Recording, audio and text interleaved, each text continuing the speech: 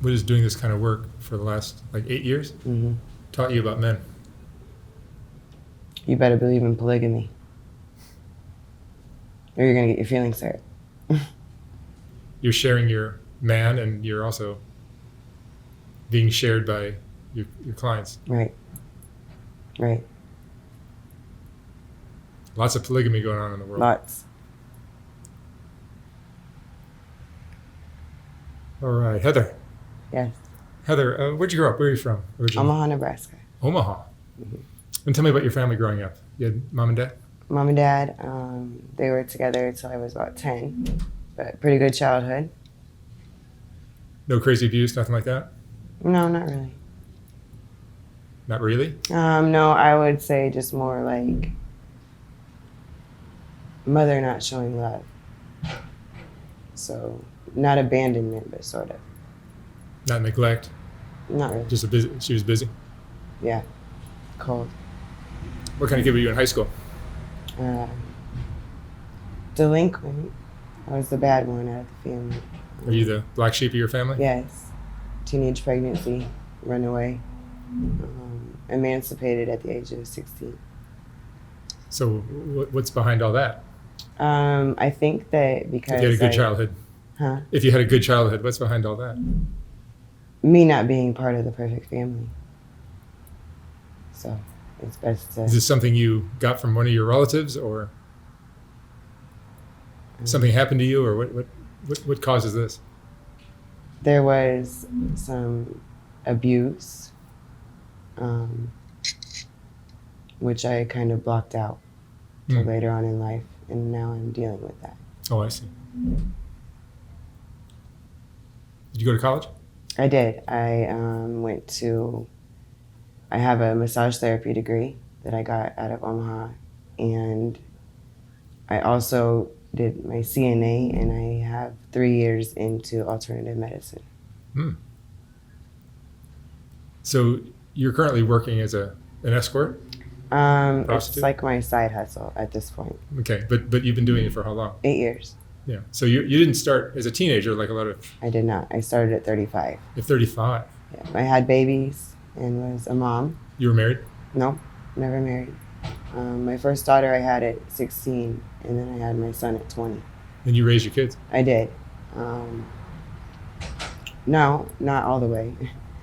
My daughter, my mother, was raised with my mother, and my son, I eventually gave his dad full custody. Why did that happen? When I left my son's father, some stuff happened. My daughter was moved out to my mother's house. So it was me and my son. I got into domestic abuse and gave my son to his dad so he didn't witness that. Were there drugs in your life? Heroin.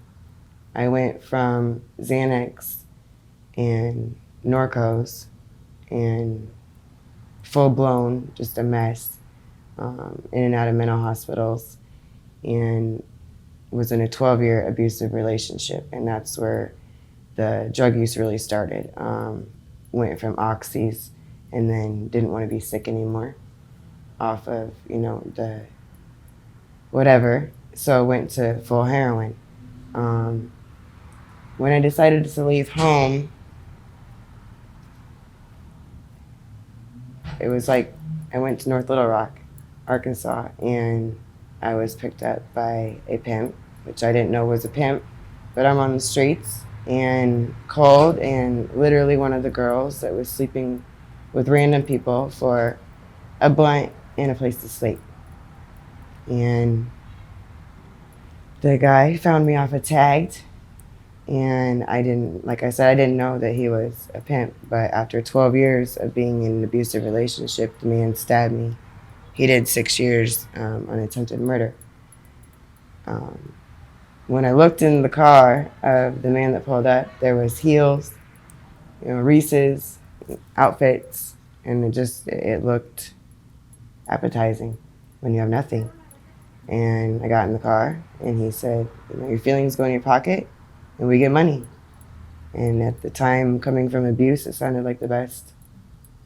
And drug use, I I almost did 20 years on prescription narcotic distribution.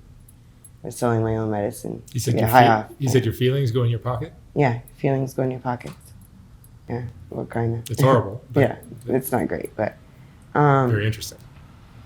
but when you're in your feelings and they get hurt, and hurt for 12 years, that sounded perfect to me. I got sober. That was my first day sober. I've been sober since it was March 13th. That was his thing. He had his girls healthy, and so the game, like, it saved my life. So you got clean. Yep. I got From clean heroin, and which is not traded easy. from heroin, yeah, and traded my heroin addiction to money addiction. Like, it's really an addiction. Like, even when you try to stop, it's always there. Is it the fast money that you're addicted to? Is it the it certainly isn't love. I don't know if it's like so much the fast. I really don't. I don't know what it is. It's like the whole thing. Like, like a drug addict when they're calling to get their fix and they're going to get their fix and then they get their fix and then all of a sudden they're depressed because they want the next fix. That's literally what it feels like. Yeah, but is it in some way an extension or a result of the sexual abuse you may have had as a kid? I believe so. In some weird roundabout way? I think that, like, I don't know many females in this industry who have respect for a client.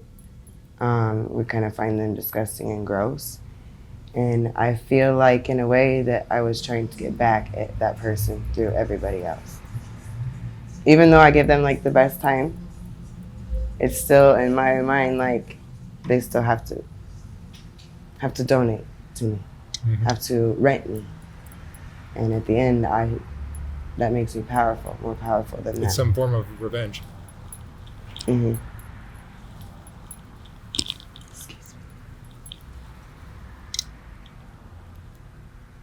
And you've worked on the track, you've worked the internet? When I left my first folks, I was in Memphis, Tennessee.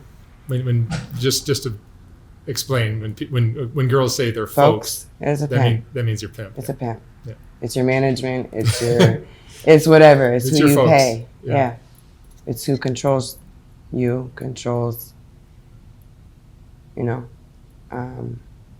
I can't say that I've really had it bad. From elevation, dressing, how to speak proper, not be thuggish, and you can be a lady of the night and still. So your experience with your pimp is not so negative? No. When I did walk a track, I had left my pimp. I took direction from him for 5 months and thought I could do it on my own. I ended up on Van Buren Street and 24th in Phoenix, Arizona. I did not know it was a track. It was my first night ever sleeping outside. And I don't know if the game gods said, here you go, or what, but I learned how to walk the blade. And was in handcuffs, Super Bowl Sunday. And then I learned the internet. And was interstate after that, and have moved and lived almost everywhere. On your own or with a pimp again? Pretty much on my own. I thought that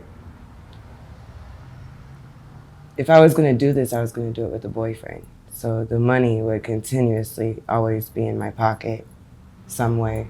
Even if it was in their pocket physically, it was still, we were together. And that was the worst idea I could ever had. Because then you speak and you tell them how to run you without even knowing that you're doing it. Right? So I want to be her boyfriend today. You feel me? Mm-hmm. So, yeah. What is doing this kind of work for the last 8 years taught you about men? You better believe in polygamy, or you're going to get your feelings hurt. Because your clients are married? Yeah, married. And then if you want to choose to work with folks, there's more than likely going to be other females, and you need to know So how to you're- emotionally deal you- with yourself. You're sharing your man, and you're also being shared by your clients. Right. Right. Lots of polygamy going on in the world, Lots. or So something, I think it's- something like that. Yeah. You've been arrested? Yes, I have. I was arrested in my home city. So, it was an in-call, and greed will always steer you the wrong way, and not all money is good money. So, my intuition has never been wrong, and I had already known when the minute I got out the car to go in there that it wasn't right. Mm. You know. Yeah, your so intuition. I went against my gut feeling. You went against your intuition. Mhm. And ended up in handcuffs. So I stay away from Nebraska.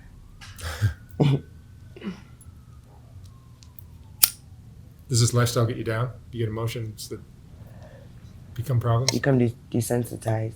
Mhm. Even when you hit different cities, you don't feel. It's lonely. I know that us girls want, like you look in the airport and you see these people like all lovey-dovey on each other, and you wonder, like, is that ever going to be part of your life?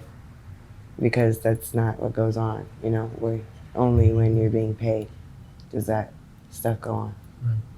So Your story is interesting because you didn't start it as a teenager. You weren't trafficked into this or tricked No. into it or whatever.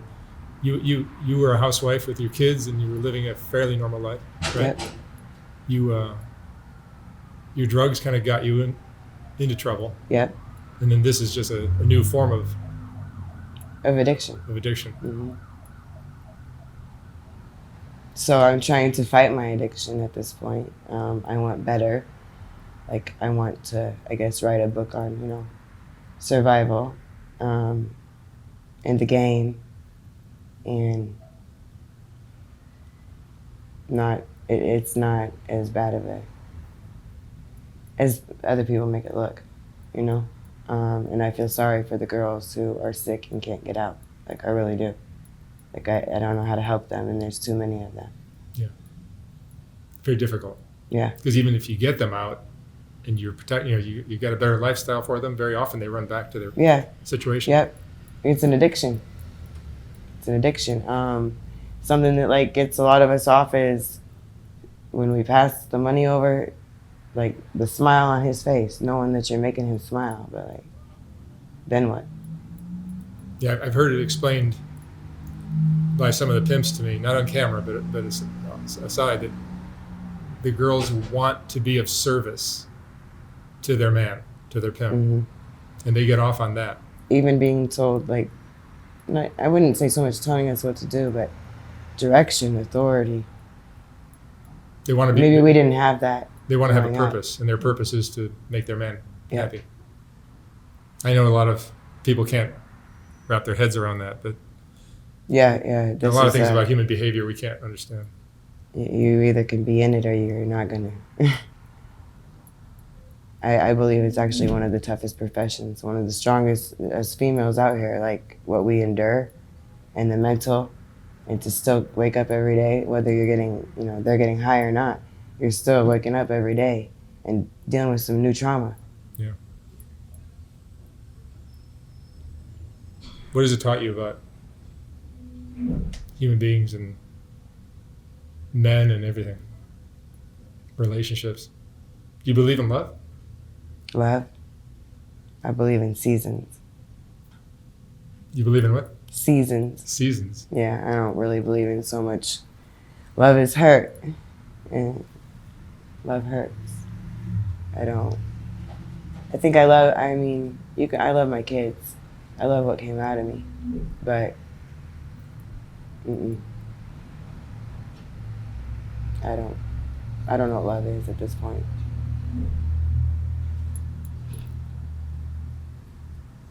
Do you think you could fall in love now?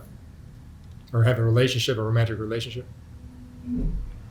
If a man can, and I haven't met one, who can look past this lifestyle and accept it. Yeah, and not be a pimp. And yeah, that sounds like a pimp to Or me. Only a pimp could accept yeah, that. and that's hard because we're there for the moment. You know, we're replaceable. But So when you say, do you believe in love? Like, if we love them, do they 100% love us back? Because like I said, we're replaceable. There's always going to be new, better, you know what I'm saying? Like younger, maybe somebody who's just more for him, shows him something you didn't. Mm-hmm. Is that love? Could a Richard Gere type character, a Prince Charming, come along? Like a Mr. Grey for 50 Shades of Grey? Yeah. Like we all hope for that, I believe.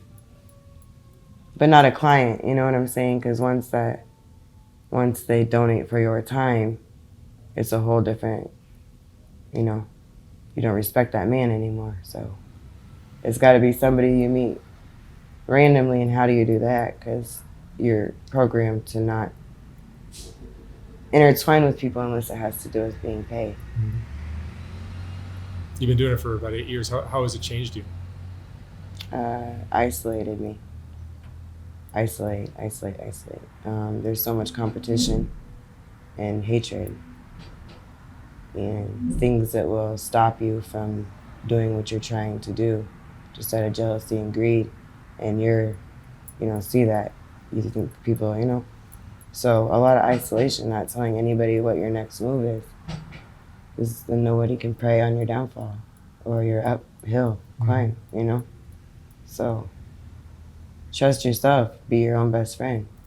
You gotta look in the mirror and you gotta love that person, and it doesn't matter who or what or why, anything else. How does this type of work impact your self-worth? That's a mind over matter. It's a mind over matter because all of us, are beautiful, or we wouldn't be in this. They wouldn't be purchasing us, But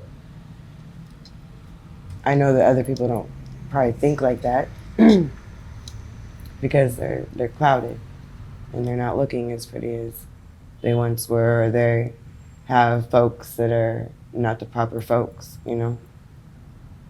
gorilla, whatever they're doing. What's your opinion on pimps? Because there's many different types of pimps. You had good experiences. I believe in proper management, and if I can hand you my money and I can see that you're doing something positive with it, like we can be business partners. But there's too many different types of pimps now. You've had one pimp? No, I've probably had a handful. But I don't know that in the pimp world that they're really pimps. Right, but of those relationships, did you walk away with anything? None. So that's what I'm saying. None. You don't really get anything out of the relationship. No. That's why it's not love.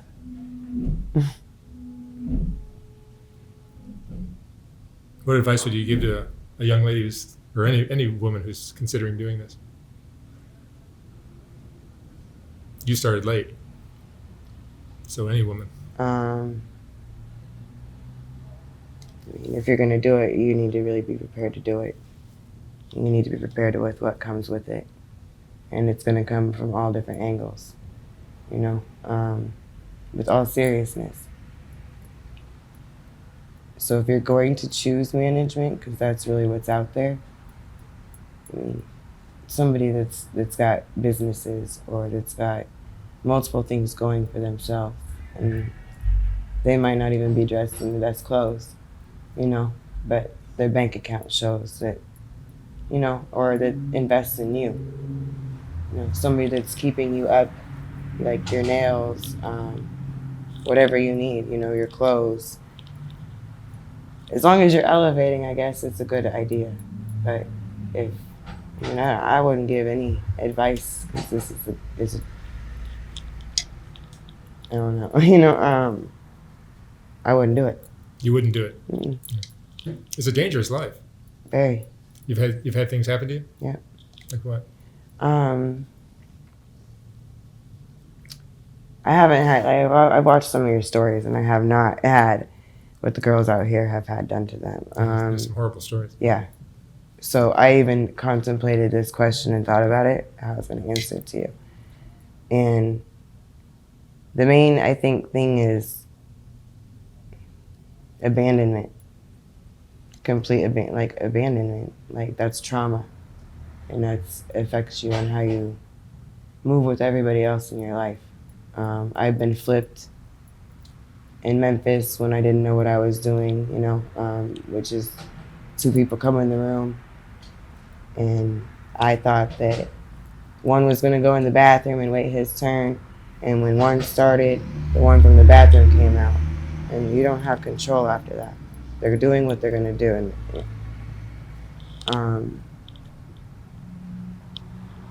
and I haven't been kidnapped. I haven't, and I better knock on some wood, but Do you carry a gun or knife or mace or anything? I have mace, but I don't know where you're gonna put mace on a body when you walk in like this, and you might have less on than this. You You have a purse or something. No, I literally just go in with my phone and condoms. 2 condoms. Mm-hmm. I just feel like by the time you are able to try to defend yourself, it's too late. Like, you're already in whatever you're about to be in. Do you ever have moments where you think about what you're doing when you're walking into a stranger's motel room with your phone and 2 condoms? That, like, man, how did I get into this? Not at that point. At that point, I want to get it in and get it gone. You're already... For real, it's like the high. Like, I want to get my drug, which is the money, and then I want to get gone, and then it's literally like you're in a whole different... Like, you're not even who you are. Right. Like, when people are like, who ask me a question, which girl do you want to respond? You want Heather or you want Lillian? Yeah. Lillian is the name you go by when you're working? Mm-hmm. And today you're working where? What city? I work all over. So but I'm not working, like, anywhere right now. I work a full-time job right now. Oh, you do? Yeah. I have been working, but there's too much going on out there right now. And I'm not trying to go to jail. I want to, and I'm going to start investing in other things. Like, I want to do real estate, and I want to finish my degree in school.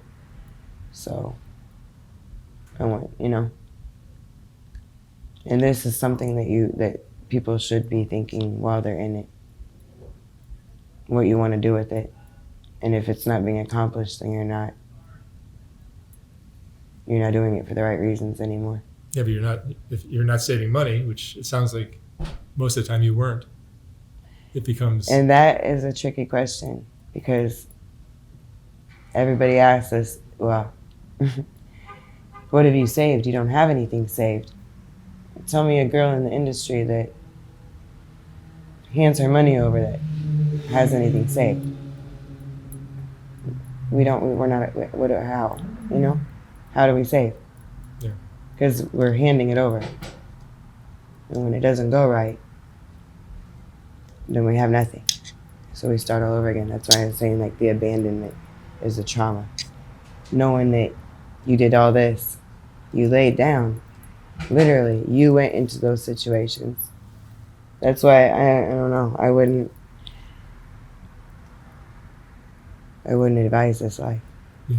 Do you think it takes a woman who's broken somehow emotionally to do this kind of work? I do, because I think you know how to respond better when you're emotionally fucked up. You know how to deal with other people that are messed up, and you know how to deal with hurt better, and you know how to deal with abandonment better. Yeah. Because you're ready for the next situation to pop up. A woman who's loved by her family and wasn't abused, especially sexually, probably would draw a line about what she's going to allow herself to get into. Right. And a lot of these women just end up, wow, how did you even let... So many of these girls are 13 years old and they're with pimps, and like, how does that happen? It happens because they were molested when they were 8. Yep. or they weren't, they had no good role models. Right. Their mom and dad weren't even. Dad was in prison. Mom was on drugs. There was no example of a loving relationship in that girl's life. So she doesn't even know what that looks like. And this seems like, oh, it's enticing. It's glamorous. It's fast money. Becomes attractive to a lot of young girls. But it has to end one day. I'm sorry? It has to end one day. This is a young person's game. Mm-hmm. You get aged out. Yeah. And fast, like especially if you're with somebody who's feeding you drugs. And I'm so thankful that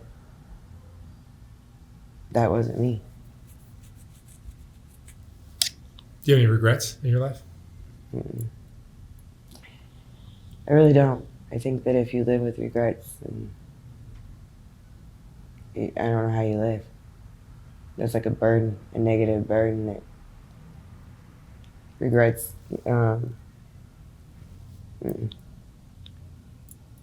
Yeah, mistakes are great learning opportunities. It's never a loss. It's always a lesson. What would you say is the most important thing you've learned in your life? Most important lesson? Okay. Lesson? I don't know. You can't trust anybody, but that's not like a positive thing, you know? It doesn't have to be positive. Sometimes the things we learn are negative. Trust, mainly. If you want something done, you have to do it yourself. Like literally, you have to put in the footwork. You have to believe in yourself. You know, like I said, you can't trust what anybody else is going to tell you. Everybody's looking for something off of you. It doesn't matter who you are. You don't have to be a lady of the night. People don't talk to people. If there's not something that shines bright when they hear your name or see who you are. Mm-hmm. Do you feel like love is somewhat transactional? The attractiveness of a woman is being traded for the financial support of a man? Or is there true love where it's like none of those are really a factor? They just... With the world the way it is right now, I don't know.